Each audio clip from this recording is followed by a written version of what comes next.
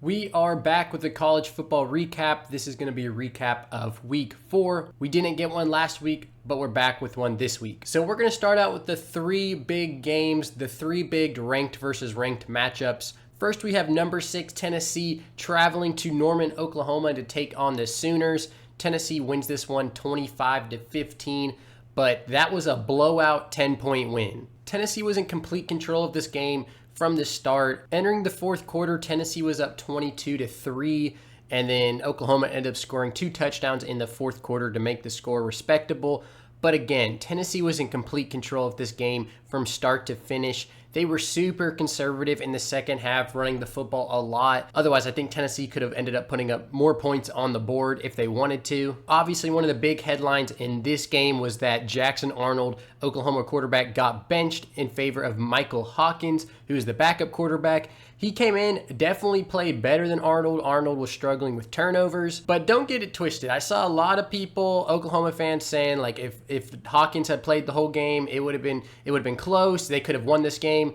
No, they couldn't have. They were not going to win this football game. Tennessee was clearly the better team. And I'll tell you right now why Oklahoma was not going to win that football game, even with Hawkins in at quarterback. They carried the ball 34 times for 36 yards. And Hawkins is a dual threat quarterback, can run with his feet. So again, they ran the ball 34 times for a total of 36 yards in this game. They were not going to beat Tennessee with that offense. Now, yes, those 2 touchdown drives in the fourth quarter might give Sooner fans some hope, and I think it should. You know, Hawkins looked pretty solid on those drives, but again, Tennessee played so conservatively in the second half, only put up 6 points, and it felt like they were just bleeding out the clock. But Hawkins played the last drive of the second quarter, then he played the rest of the game, the third and the fourth quarter. They were terrible until the fourth quarter. So again, it didn't matter if Hawkins played this whole game. Tennessee was easily going to win this football game. Now, moving forward with these teams, 2 completely different trajectories. Tennessee is basically guaranteed to make the playoff unless they slip up somewhere. But even if they lose to Alabama and Georgia and they're sitting at 10-2, that's going to get them into the playoff. And I think they have a chance at beating both of those teams. Alabama goes to Neyland. I think Tennessee is going to have a very, very good chance to win that game. Then Tennessee travels to Georgia. Obviously, that'll be interesting. It's still several weeks away. But here's the thing about Tennessee.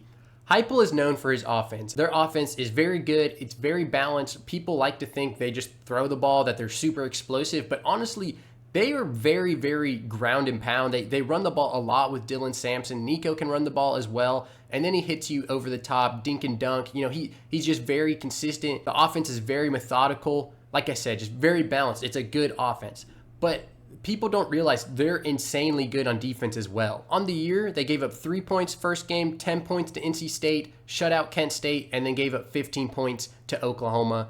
Like I said, this defense is really, really good. And I think so far this year, the only team that has looked more well-rounded than Tennessee is Texas. Not Georgia, not Alabama, not Ohio State. I think the 2 most well-rounded teams this year so far have been Texas and Tennessee. Now, looking at Oklahoma, their schedule has some very tough games coming up. They still have to play Texas, Ole Miss, Mizzou, Alabama, LSU. Those are 5 ranked opponents. Obviously, they just lost to Tennessee. They have to play South Carolina as well, who's looked like a pretty competitive team. I mean, their only guaranteed wins left are Auburn and Maine. Now, I'm not saying they're going to go 5-7, but if they end up going 7-5, 8-4, that will not be surprising at all. Oklahoma has a very solid defense. Their biggest issue moving forward is clearly just going to be their offense and that quarterback situation. So if you're a Tennessee fan, you got to be feeling good. If you're an Oklahoma fan, you got to be a little worried. Next, we have number 11 USC taking on number 18 Michigan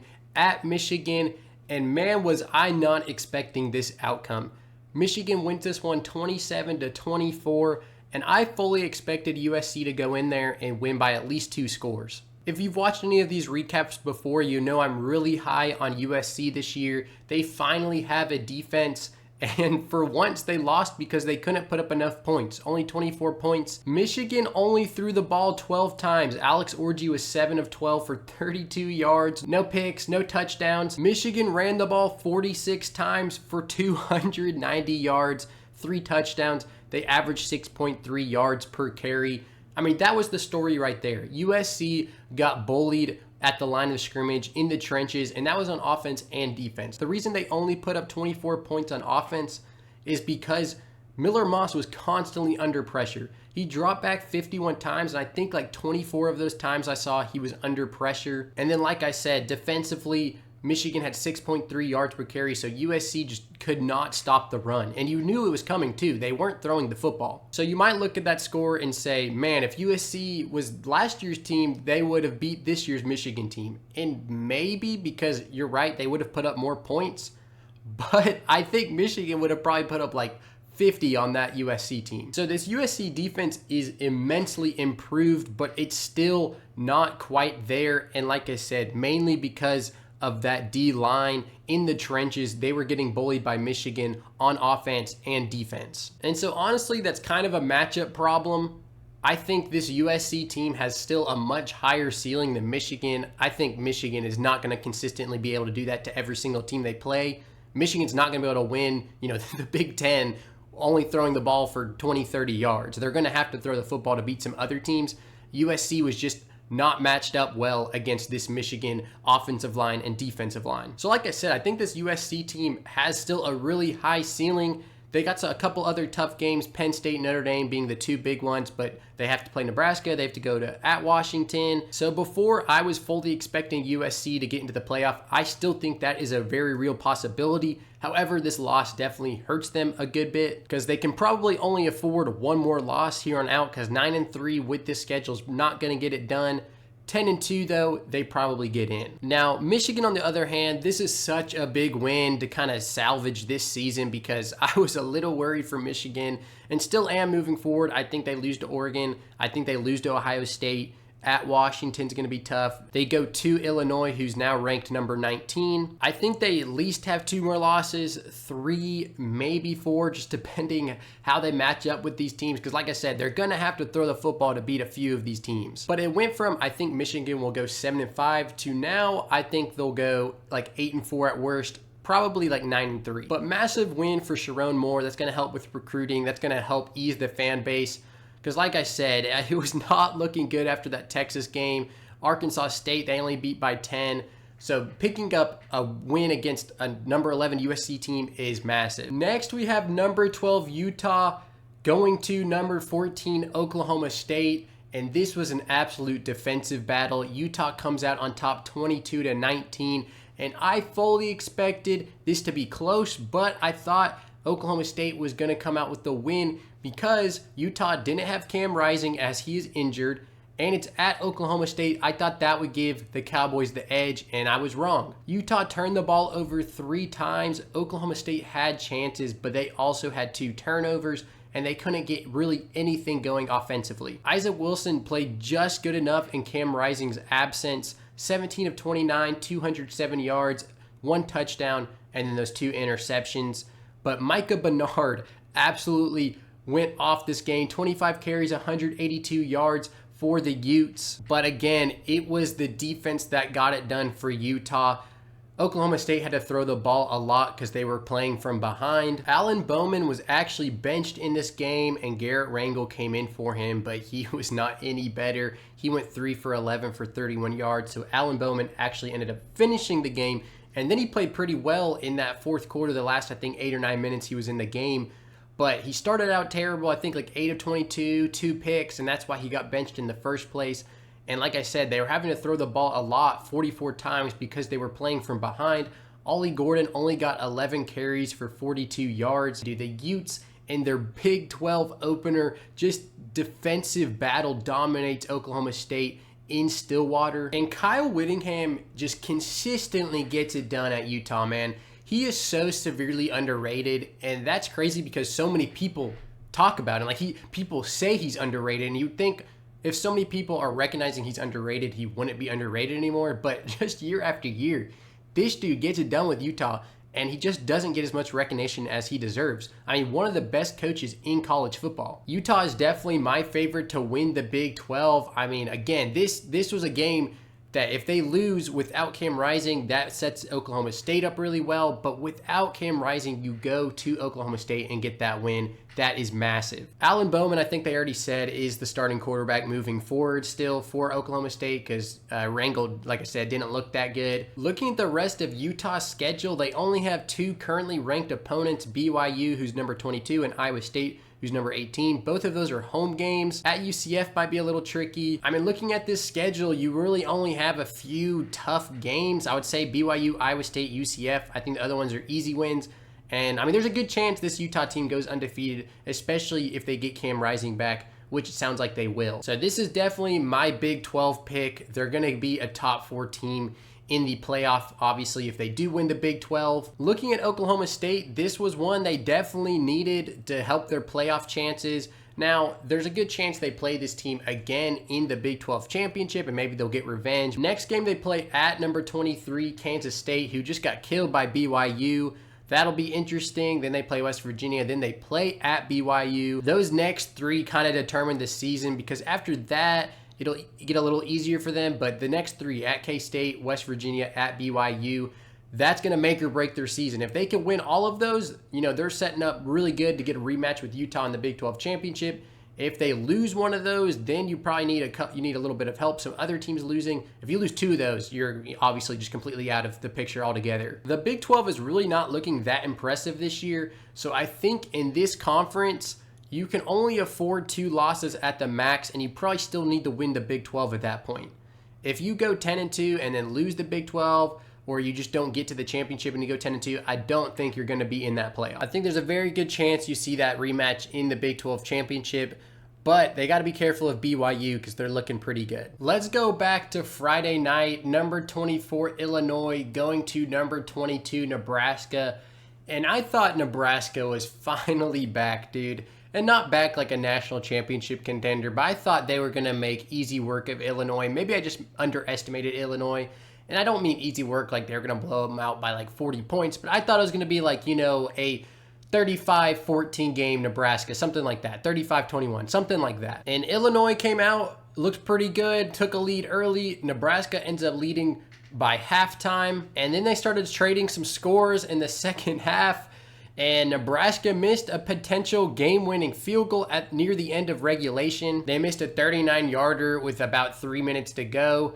End up going into overtime, and then the overtime possession, which we'll talk about a little bit more. One of the worst overtime performances I've literally ever seen. Illinois wins this one 31-24 in OT. Just a very stereotypical loss for Nebraska. Nebraska has been consistently competitive over the last 5 or 6 or so years, and they just can't win the football game. They have now lost 25 straight games to top 25 opponents.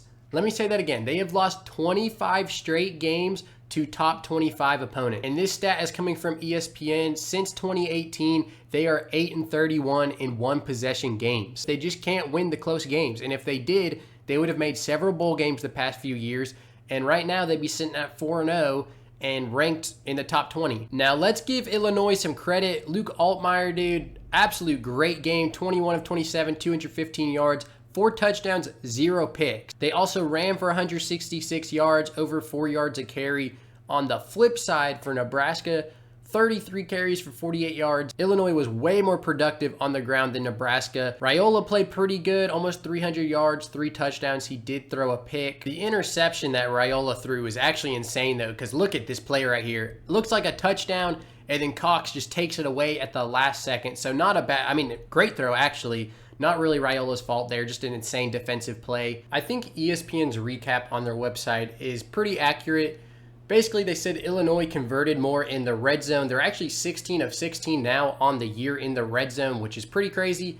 And then Nebraska just was really undisciplined. I believe they committed 9 penalties compared to Illinois' 2 or 3 penalties. And so when that happens, when Illinois is scoring in the red zone, Nebraska is committing penalties. Those 2 things, that's a recipe for disaster that's going to be hard to overcome. Despite that, right here, you can see Nebraska had a chance to go up by 3 with 3 minutes to go, missed the field goal. They end up going into overtime, and terrible performance from Nebraska in overtime. Here you can see Caden Fegan takes it down inside the 5-yard line. They come back and easily score on the next play on this play action, wide open touchdown. Now Nebraska has a shot to tie it up or even take the lead if they go for 2. They had a 5-yard penalty to start the drive. Then they take a sack right here. So now it's 2nd and 24 from your own 40-yard line in overtime. And then Raiola is going to take another sack here. He tries to get rid of it, but just can't in time. So now we're at 3rd and 42 from your own, 41-yard line. Raiola almost gets sacked again. He ends up getting it out for, I don't know, a gain of 5 or 10 yards. And you just know Illinois is going to bring some pressure here. Would love to see this blitz get picked up a little bit better. And down goes Raiola. That's the game. Sacked on 3 of those 4 possessions. So Illinois scored on 2 plays. Nebraska ran 4, had 3 sacks, also a penalty. Terrible OT performance, and that just sucks for Nebraska. The curse lives on. Let's talk about the rest of the games here quickly. So number 13, K-State traveled to BYU, and BYU absolutely thrashes them 38-9. And this game was won in a few possessions right before halftime and right after halftime. So you have a 6-3 ball game with about 2 minutes to go in the half. It was 6-0. BYU kicks a field goal, makes it 6-3. Then on the following drive, K-State fumbles the ball. BYU scoop and score. That makes it 10-6. Then Avery Johnson throws a pick on the next drive. So now BYU has the ball on the 29 and scores in 2 plays to go up 17-6 in halftime. So in a matter of 2 minutes, it went from 6-0 to 17-6. Then you come out first drive of the second half, Avery Johnson throws another pick, and again in 2 plays, BYU gets in the end zone. Now it's 24-6, and BYU runs away with it. And then the nail in the coffin is when Parker Kingston muffs the punt, but somehow recovers it and runs it all the way for like a 98-yard punt return touchdown. And then that was it. It was 31-9 at that point, and there was no chance for Kansas State to come back. Massive win for BYU just in general, and then also they blew them out. It looks great for the resume. BYU right now is looking at Oklahoma State, is looking at Utah. They play Oklahoma State at home, and then they go on the road to Utah. If they can split those games and finish like 11-1, they're sitting fantastic for potentially getting into that playoff.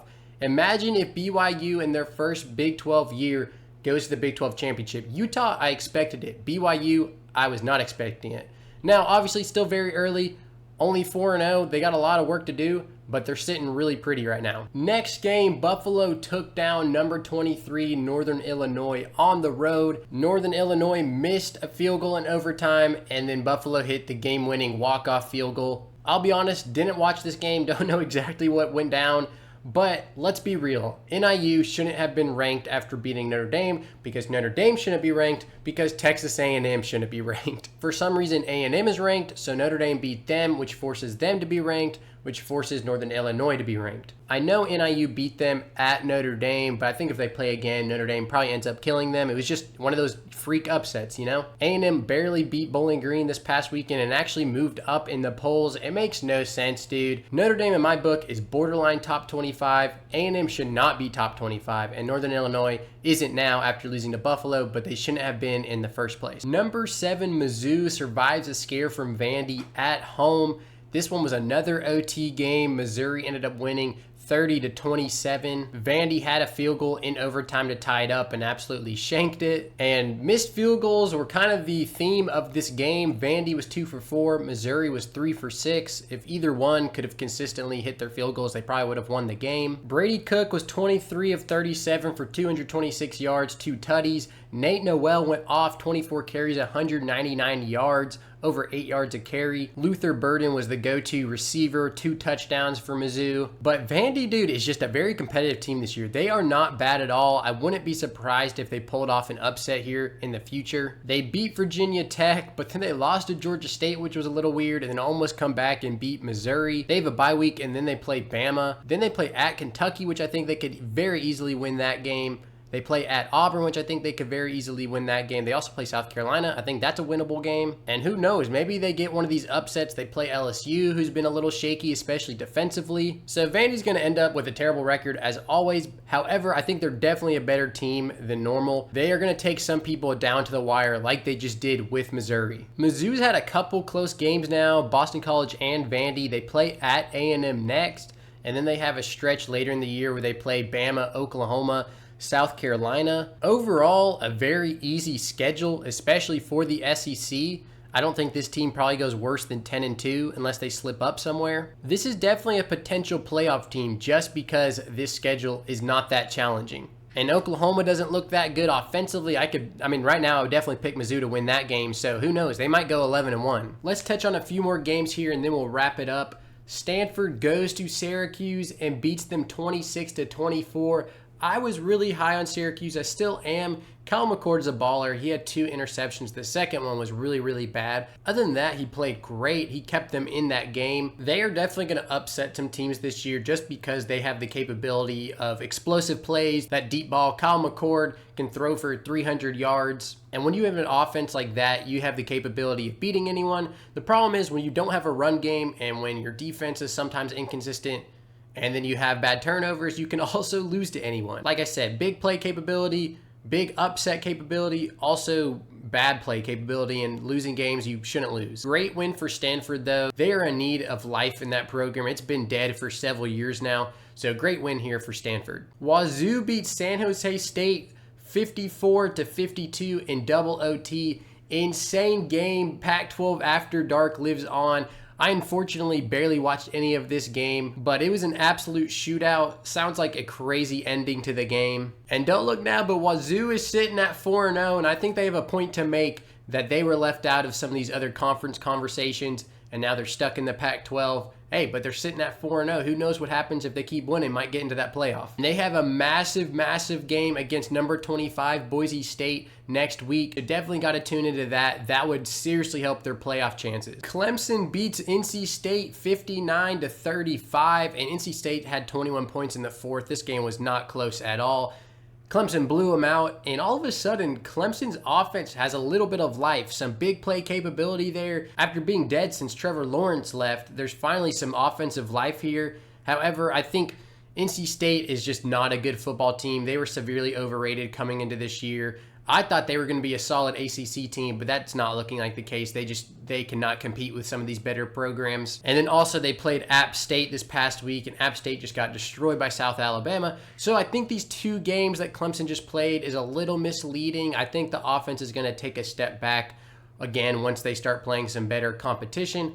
But looking at their schedule, dude, it's so easy. It's so garbage. They only have 1 ranked team left, and it's Louisville. The next hardest opponent after that is either South Carolina or maybe Pitt. There's no reason for Clemson to lose more than like 1 more game. And it'll definitely be Clemson and Miami in that ACC championship, unless Louisville has something to say about it. But I would say Clemson and Miami. James Madison hangs 70 points on North Carolina. They had 53 points at halftime. Final score is 70-50. Embarrassing loss by UNC. James Madison, obviously everyone knows them. They quickly have moved to FBS, and they were a great FCS team. They had some big wins as an FCS team, and now they're an FBS program. They're in the Sun Belt. There's a good chance they go undefeated, win this Sun Belt, and if they do, they might be that highest ranked group of 5 team. We'll see what happens. Florida State picks up their first win of the year. They're now sitting at 1-3. They beat Cal 14-9 in an ugly, no offense game. Honestly, exactly what we expected. I knew it was going to be super low scoring, super close. I thought Cal might come out on top just because they have more to play for. They were coming into this game as an undefeated team.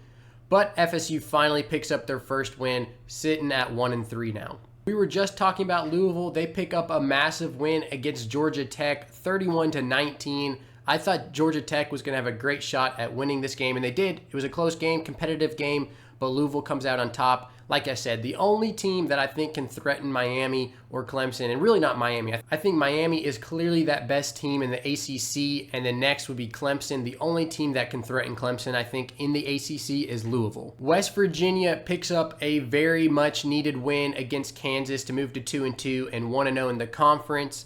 Kansas falls to 1-3 and 0-1 in the conference, and there were such high hopes for Kansas this year. This was a much needed win for either team, whoever came out on top, and it's a killer loss for whoever was going to lose this game.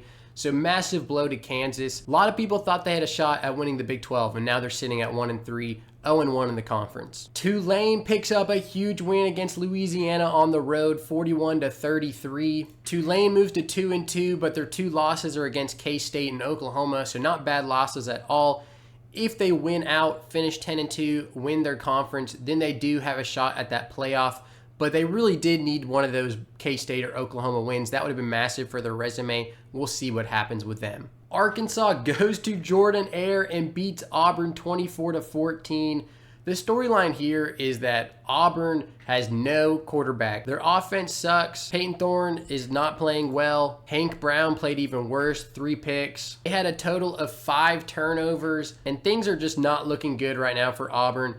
Hugh Freeze is obviously a big name. He's recruiting well. If they give him time, I do expect this program to get better under Hugh Freeze. If they want results super quickly, it's not going to happen. Like, I don't even think they make a bowl game this year. Arkansas, on the other hand, is now sitting at 3-1 and almost beat Oklahoma State. If they had beat Oklahoma State and we're now sitting at 4-0, I mean, easily top 25 team.